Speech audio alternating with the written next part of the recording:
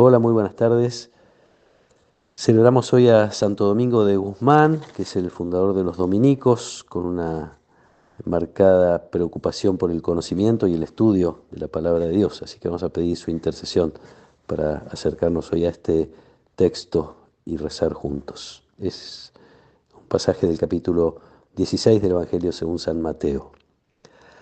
Al llegar a la región de Cesarea de Filipo, Jesús preguntó a sus discípulos: ¿Qué dice la gente sobre el Hijo del Hombre? ¿Quién dicen que es?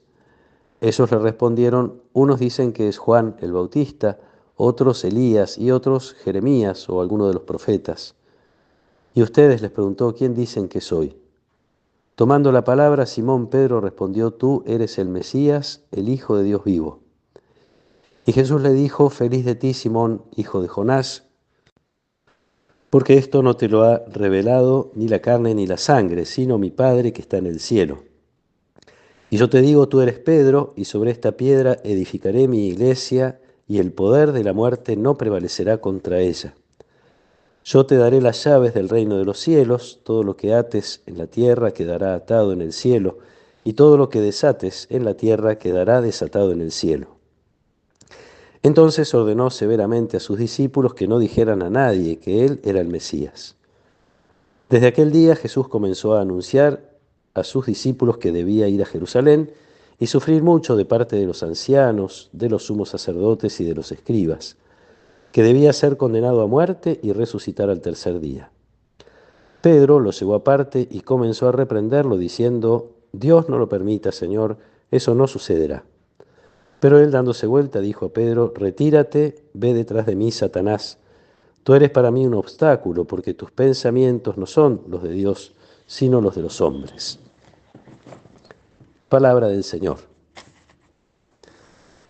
Después de recoger algunas opiniones que la gente tiene sobre Jesús, y subrayo esta expresión, la gente, como separándolos de estos 12 que tienen una mayor intimidad, que hemos visto que Jesús les explica cosas en privado, que lo acompañan a todas partes.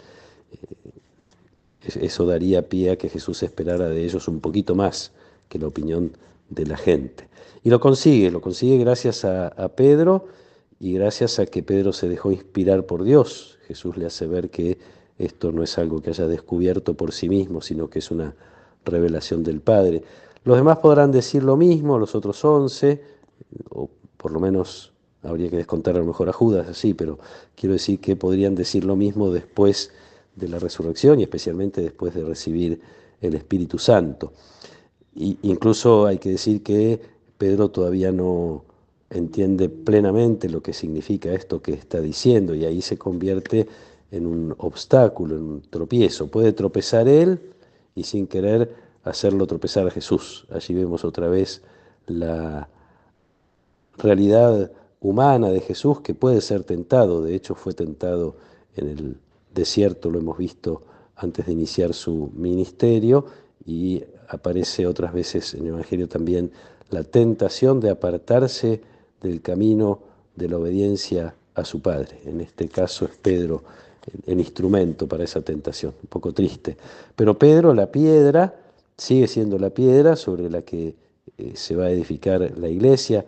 El que edifica sigue siendo Dios, el cimiento fundamental sigue siendo Jesús. Por eso, a pesar de esta debilidad de Pedro, la iglesia permanece, prevalece contra la muerte y permanece a lo largo de los siglos. Esto es, a pesar de la debilidad de este hombre en particular y de la debilidad de sus sucesores, los papas, a lo largo de la historia, la primacía de Pedro tiene que ver con la presencia de Dios en la iglesia y la presencia del Espíritu Santo. Pero más que una cuestión administrativa, uno diría, o de gobierno, el lugar de Pedro tiene que ver con la comunión.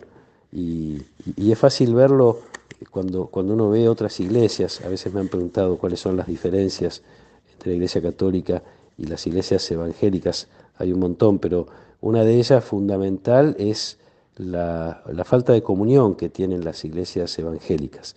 Al interpretar cada uno la palabra de Dios según su parecer y sin una guía común, entonces no hay lo voy a decir mal, pero los evangélicos no tienen un papa, no hay alguien que represente y que custodie la comunión en la interpretación de la palabra de Dios, en el conocimiento de las cosas de Dios. Nosotros tenemos la Biblia, el magisterio y la tradición. Son tres patas sobre las que se apoya nuestra fe. La tradición tiene que ver con la investigación, el estudio de tantos y tantos que han reflexionado y que a muchos de ellos llamados doctores de la Iglesia por su capacidad y por la luz que han recibido de parte de Dios para transmitirnos la comprensión de la palabra de Dios y de distintos pasajes.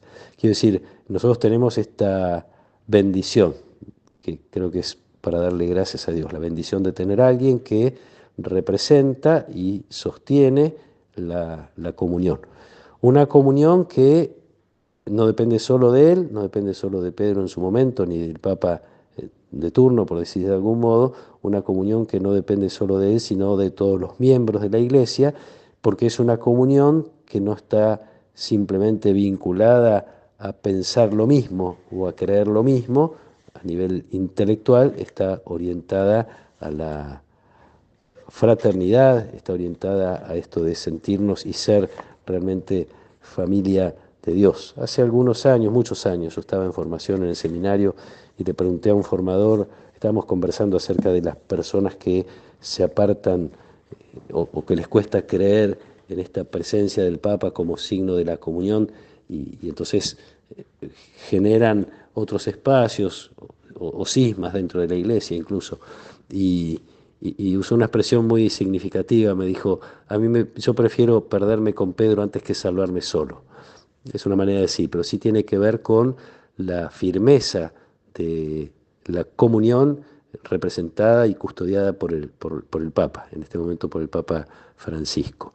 Pidámosle a Dios celebrar este regalo que nos ha dado, que tenemos garantía de que lo que nos transmite es verdad, es don del Espíritu Santo, más allá de que, como siempre digo, podemos tener muchas diferencias con uno u otro Papa, pero tenemos la suerte de tener comunión en la fe.